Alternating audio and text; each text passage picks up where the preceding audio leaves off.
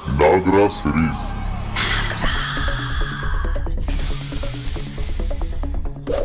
खूनी कबीला। नागराज मोंट कार्लो के कुख्यात आतंकवादी सीमेन को नेस्तनाबूद करके उसी के हेलीकॉप्टर पर सवार भारत की ओर बढ़ रहा था कि दक्षिण अफ्रीका के ऊपर से गुजरते हुए उसकी नजर एक मनोरम घाटी पर पड़ी। वाह, कितना नयन भिराम दृश्य है, कितनी सुंदर घाटी है, कुछ दिन यहीं ठहरने को मन करता है। तभी नागराज चौंक जाता है, पर यह क्या? कैप्टन, यह हेलीकॉप्टर किसका मंडरा रहा है ऊपर? उसे छोड़ो, पहले इन्हें शूट करो। Okay captain. तीनों सैनिकों ने अपनी बंदूकें काले कैदियों पर तान दी, किंतु इससे पहले कि वे फायर करते उन्हें रुक जाना पड़ा। ठहरो, लगता है यह हेलीकॉप्टर नीचे आ रहा है, पता करो किसका है ये। देखते ही देखते हेलीकॉप्टर जमीन पर उतर गया। नागराज हेलीकॉप्टर से बाहर निकला। क्या बात है दोस्तों, क्यों इन लोगों का खून बहाना चाहते हो? तुमसे मतलब, और तुम हो कौन ये सवाल पूछने वाले? कैप्टन फिर गरजा। और जानते हो, जनरल टमटा के राज में किसी काले की सरकारी काम में दखल देने की सजा मौत है। शांत हो जाओ दोस्त, मेरा नाम नागराज है और इंसानियत पर हमला करने वाले हर सवाल से मेरा मतलब है किस जुर्म के लिए इन्हें सजाए मौत मिली है। देखते क्या हो, इसे भी शूट कर दो इन काले जानवरों के साथ। किंतु इससे पहले कि कोई भी सैनिक हरकत में आता, ओहो, अरे, ओफो, उनकी गने नागराज के कदमों में पड़ी थी। इन खिलौने से मुझे डराना चाहते थे? मैं तुम्हें जिंदा नहीं छोड़ूंगा। गोलियों का नागराज पर कोई असर न हुआ। हाय, यह आदमी है या भूत? इस पर इतनी गोलियों का कोई असर नहीं हुआ। अब मेरा वार संभालो। हाय, सांप सांप, बचाओ, भागो रे। सांप सांप, हाय रे मोरी अम्मा। अगले ही पल सभी सैनिक ट्रक में बैठकर रफू चक्कर हो गए। नागराज कैदियों के पास पहुंचा। साहिब, हमें बचा लो साहिब, वरना वो फिर आकर हमें मार डालेंगे। क्यों? नागराज ने उन्हें आजाद किया क्योंकि हमने अपने ही देश में रहने के लिए गोरी सरकार को कर नहीं दिया। नागराज ने मन ही मन में कुछ निश्चय किया और फिर उनकी सहायता से नागराज ने हेलीकॉप्टर झाड़ियों में छुपा दिया। देखो, चारों तरफ से ढक दो, दिखाई नहीं देना चाहिए। कुछ देर बाद वे शहर की ओर चल पड़े। शहर में एक होटल के सामने। नागराज, ये होटल केवल गोरों के लिए है। सुगा, मुझे कोई नहीं रोक सकता। दरबान ने उन्हें रोका। अरे, कहाँ घुसे चले आ रहे हो? कहा ना, यहाँ तुम लोग नहीं आ सकते। Black dogs not allowed. मैंने कहा ना, मैं यहीं रहूंगा, तुम बाहर जाओ। ऑफ, पुलिस है। नागराज, जिद न करो वरना मारे जाओगे। सार्जेंट अंदर आया। क्या लफड़ा है यहाँ? सर, ये काला होटल में रहने की जिद कर रहा है। ओह, काला कल्लू। सिपाहियों, पकड़ लो इसे और मार मार कर दिमाग ठिकाने लगा दो। सिपाही डंडे लेकर आगे बढ़े, किंतु मारो कल्लू को। हाँ, हाय, स्नेक फाइटर है, मारो टक्कर कल्लू को। किंतु नागराज हवा में उछलकर बच गया। ओह, नागराज ने दोनों सिपाहियों को ढेर कर दिया। ओह, आह, बस अब हाथ ऊपर उठा लो कल्लू, वरना शूट कर दूंगा। किंतु हाय, सांप। सुगा ने ब्लैक पेंट से सार्जेंट का मुंह काला कर दिया। छी यू कल्लू। नागराज को होटल से बाहर जाता देख, क्या हुआ दोस्त, अब तुम यहाँ नहीं ठहरोगे? नहीं सुगा, ऐसे घृणित लोगों के बीच में मैं नहीं रह सकता, मैं तुम्हारे घर चल रहा हूँ। सुगा खुशी खुशी नागराज को शहर से बाहर पुरानी बस्ती में बने अपने घर में ले आया। नागराज, माँ तुम्हें देखकर बहुत खुश होगी। माँ, देखो कौन आया है। कौन? सुगा, मुझे पता था बेटा, तू जरूर आएगा। दुनिया चाहे कुछ भी कहे, मेरा लाल अपनी माँ को अकेला छोड़कर कहीं नहीं जा सकता। हाँ माँ, मैं तुझे छोड़कर कहीं नहीं जा सकता। माँ, मेरे दोस्त नागराज से मिलो, इसने ही मुझे गोरे सैनिकों से बचाया है। और माँ, नागराज ने उन्हें बहुत मारा भी। फिर तो यह जरूर भगवान है। बेटा, तुम हाथ मुंह धो लो, मैं तुम दोनों के लिए खाना लगाती हूँ। अच्छा माँ। खाना खाने के बाद सुगा नागराज को अपनी बस्ती दिखाने चल पड़ा। नागराज, मैंने तुम्हारे हाथों से सांप निकलते देखे थे, तुम जादूगर हो? नहीं, तुमने सपना देखा होगा। नागराज, इनसे मिलो, यह है चोमा, पोमा और क्रो। हम चारों मिलकर इन गोरों के खिलाफ गोरिल्ला युद्ध लड़ते हैं। Hello hello. नागराज चोमा बहुत बड़ा तीरंदाज है, यह बस्ती में घुसे गोरे सैनिकों पर विषैले तीरों से हमला करता है। क्रो हाथ में जलती हुई मशाल लेकर लड़ता है। पोमा इस फूकनी से जहरीले तीर फेंकता है। और मैं शातिर चाकूबाज हूँ, अपनी चाकू से उड़ती हुई चिड़िया की आंख तक निकाल लेता हूँ। वाह, तुम लोगों में तो बहुत खूबियां हैं। हाँ नागराज, किंतु हमारे ये हथियार गोरी सरकार के बारूदी हथियारों के आगे नगण्य हैं। हिम्मत ना हारो सुगा। मैं प्रण लेता हूँ कि मैं तुम्हें और तुम्हारी जाति को इस जुल्मी सरकार से आजाद कराकर ही जाऊंगा। नागराज जिंदाबाद। नहीं नागराज, मेरे ख्याल से अब तुम्हें यहाँ से निकल जाना चाहिए। क्यों? क्योंकि भागे हुए सिपाही जब जनरल टमटा को तुम्हारे बारे में बताएंगे तो वह अपनी भयानक सेना को तुम्हें मारने भेजेगा और वे हैवान तुम्हें मारने से पहले बस्ती में भी भयानक मारकाट मचा देंगे। और नागराज, जिसने मेरी जान बचाई है, मैं उस फरिश्ते को मरते नहीं देख सकता। सुगा, मुझे जनरल टमटा के बारे में बताओ। और सुगा नागराज को जनरल टमटा के बारे में बताने लगा। उधर नागराज से पिटकर कैप्टन व सार्जेंट जनरल टमटा के पास पहुंचे। खामोश कायरो, मैं कुछ नहीं सुनना चाहता। तुम कालों से पिटकर आए हो, इसकी सजा तुम्हें जरूर मिलेगी। सर, हमें माफ कर दिया जाए सर, रहम। जनरल टमटा ने एक बटन दबा दिया। फलस्वरूप हॉल के दाएं तरफ की दीवार हट गई। फिर उसने एक विशेष अंदाज में सीटी बजाई और दीवार के पीछे मौजूद 4 बड़े बड़े गिद्ध जनरल टमटा की विशेष सीटी की आवाज सुनकर हॉल में आ गए। जनरल टमटा ने फिर सीटी बजाई और गिद्ध सार्जेंट व कैप्टन पर टूट पड़े। नहीं सर, बचाओ। आई आह! कुछ ही देर में चारों भूखे गिद्ध सार्जेंट और कैप्टन को चट कर गए। साफ करवाओ इसे और खूनी कबीले के सरदार टांगो को यहाँ भेज दो। और जनरल टमटा के सीटी बजाते ही गिद्ध वापस अंदर चले गए।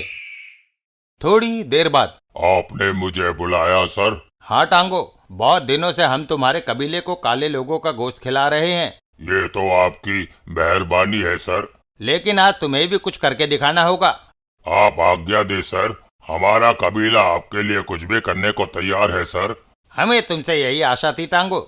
फिर जनरल टमटा ने टांगो को नागराज के विषय में सब बता दिया। ठीक है सर, मैं सब समझ गया। मैं अपने जुड़वा भाई कांगो को भेजता हूँ उसका गोश्त खाने को। अब तुम जा सकते हो। और फिर टांगो वहाँ से चल पड़ा। कुछ ही देर में खूनी कबीले का काफिला टांगो के जुड़वा भाई कांगो के नेतृत्व में नागराज की तलाश में निकल पड़ा। हम उसे कच्चा चबा जाएंगे, खून पी जाएंगे उसका भी। पुरानी बस्ती में पहुंचते ही खूनी कबीले ने उत्पात मचाना शुरू कर दिया। मेरे बच्चे को छोड़ दो। मार डाला। खा जाओ सब काले जानवरों को, सबको खा जाएंगे। बताओ नागराज कहाँ है? नागराज, नागराज बचाओ, तुम्हारी तलाश में खूनी कबीले वालों ने बस्ती पर हमला बोल दिया है। नागराज उस समय बस्ती वालों द्वारा आयोजित स्वागत समारोह में खुशी मना रहा था। क्या? कहाँ? किधर? नागराज तुरंत खड़ा हो गया। सुगा, चलो, हमें उन्हें रोकना है। चलो नागराज, हम भी तैयार हैं। पोमा ने अपनी फूंकनी, चोमा ने धनुष बाण, क्रो ने मशाल और सुगा ने अपना चाकू संभाल लिया। हाय सांप! आह! ओह! अफ! आह! तभी कांगो नागराज के सामने आ गया। बस बहुत हुआ नागराज, अब मैं तुझे अपना आहार बनाऊंगा। ये तो वक्त ही बताएगा कि मैं तेरा आहार बनता हूँ या तू यम का आहार बनेगा। नागराज ने कांगो पर छलांग लगाई, किंतु बलिष्ठ कांगो पर उसकी किक का कोई असर न पड़ा। कांगो ने उसे दूर उछाल दिया और तभी खूनी कबीले के जंगलियों ने नागराज को घेर लिया। अगले ही पल नागराज उनके घेरे से बाहर आ गया। तभी कांगो ने अपनी बलिष्ठ भुजाओं में उसे कस लिया। हा, हा, हा, हा, अब तुम्हें कोई नहीं बचा सकता नागराज। और उसकी गर्दन में दांत गड़ा दिए। उफ! आहा! चप चप! किंतु वह बदनसीब नहीं जानता था कि नागराज के शरीर में हजारों सर्पों का विष है। ओह! आह! फल स्वरूप उसका शरीर पिघलता चला गया। अपने सेना नायक को मरता देख खूनी कबीले के जंगलियों के होश उड़ गए। अरे, कांगो मर गया। भागो! और वह सभी वहाँ से भाग खड़े हुए। हमारा सरदार मर गया। नागराज ने कांगो को मार दिया। खूनी कबीले के जंगलियों के भागते ही बस्ती वालों ने नागराज को कंधों पर उठा लिया और नाचने लगे। उधर खूनी कबीले में कोहराम मचा हुआ था। सरदार, सरदार, गजब हो गया सरदार। अरे हुआ क्या? कुछ बोलेगा भी? सरदार, आपके भाई कांगो को नागराज ने मार दिया। अपने बलवान भाई की मौत की खबर सुनते ही टांगो उछल पड़ा। क्या? महाबली कांगो मारा गया? कहाँ? किधर? कैसे? सरदार, पुरानी बस्ती में जब कांगो ने उस जादूगर नागराज को खाने के लिए उसके शरीर पर दांत गड़ाए तो वह खुद ही पलटकर धरती पर गिर पड़े और देखते ही देखते उनका शरीर मोम की तरह पिघल गया। वह बड़ा ताकतवर है सरदार, स्नेक फाइटर है वो। उसके शरीर से सांप निकलते हैं। खामोश! तुम सब कायर हो जो तुम दबाकर भाग आए। अब तुम सब मेरे साथ चलोगे। नागराज की मौत उसे यहाँ खींच लाई है। ये तो हमें भी मरवाएगा। कितनी मुश्किल से जान बचाकर आए थे, मैं तो नहीं जाऊंगा। मत जा, सरदार तुझे भून कर खा जाएगा। सरदार टांगो गर्जा। हमारे लिए खून लाओ, गरम गरम खून। जंगली 2 बाल्टी खून ले आए। आज हजारों का लहू बहेगा। सरदार बहुत गुस्से में है। धीरे बोल वरना खैर नहीं है। वह दोनों बाल्टी खून चट कर गया। चट चट। चलो अब पुरानी बस्ती, और जो मिले उसका खून पी लो। खूनी कबीले के जंगली फिर अपने सरदार टांगों के पीछे पुरानी बस्ती की ओर चल पड़े। दूसरी तरफ नागराज भी बस्ती वालों को खूनी कबीले से लड़ने के लिए तैयार कर रहा था। खूनी कबीले के नजर आते ही हम सब उन पर भालों से हमला करेंगे। अपने तीरों को और पैना करो चौमा। थोड़ी देर बाद वातावरण खूनी कबीले के भयंकर दहाड़ों से गूंजने लगा। खूनी कबीले पर फेंके गए भाले कुछ तो लपक कर तोड़ दिए गए और कुछ टांगों की मुख से निकलती अग्नि में भस्म हो गए। आप चूहे पंजे मारना सीख रहे हैं? फिर खूनी कबीले ने वहां भयंकर मारकाट मचा दी। हट! आह! बचाओ! आह! वाह, गरम गरम खून। आगे बढ़ो, खत्म कर दो सबको। आह!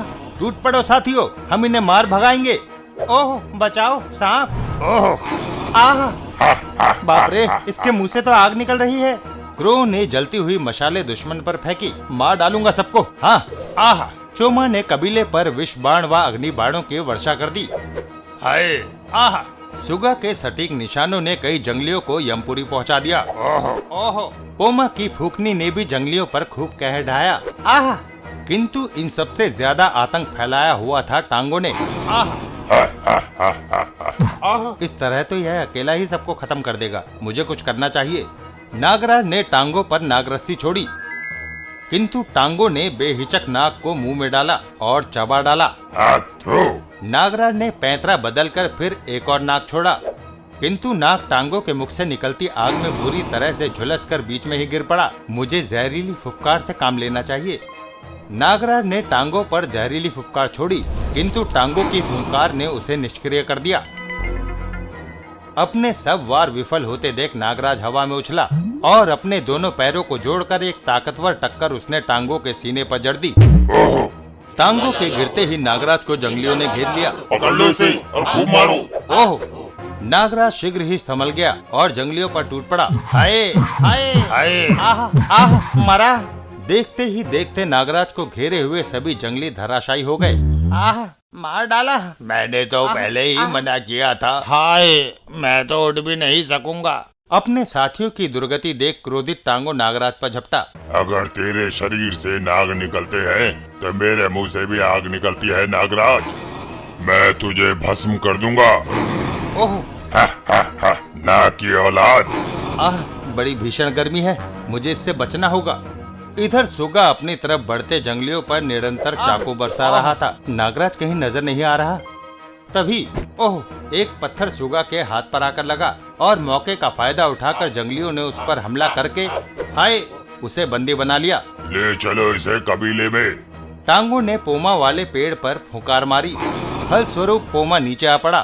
पकड़ लो इसे, बांध कर कबीले ले चलो, देवता को बलि चढ़ाएंगे। जंगलियों ने उसे बंदी बना लिया। इसी तरह चौमा का धनुष भी एक तेज हथियार ने काट दिया और वह भी बंदी बना लिया गया। तभी जंगलियों ने बस्ती में आग लगा दी।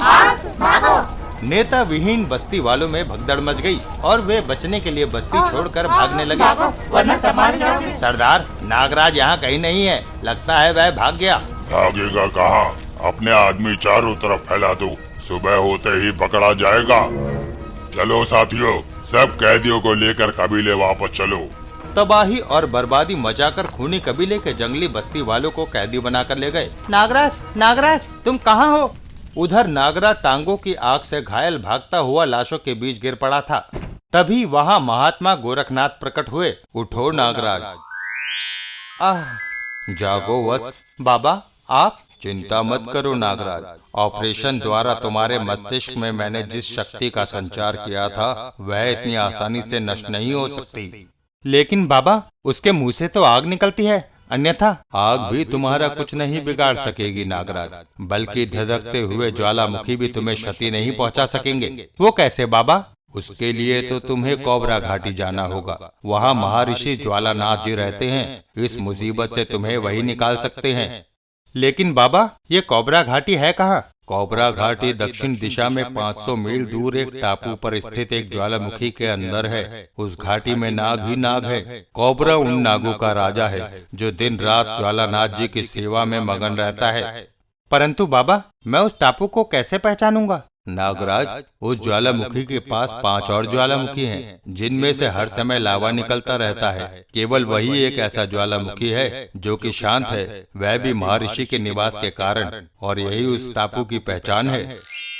मैं वहाँ अवश्य जाऊंगा बाबा। मानवता की रक्षा के लिए मैं कुछ भी कर सकता हूँ। मुझे तुमसे यही आशा थी नागराज। अच्छा, अलविदा, फिर मिलेंगे।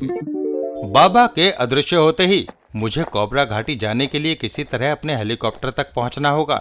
अभी वह आगे बढ़ा ही था कि नागराज। कौन? क्रो।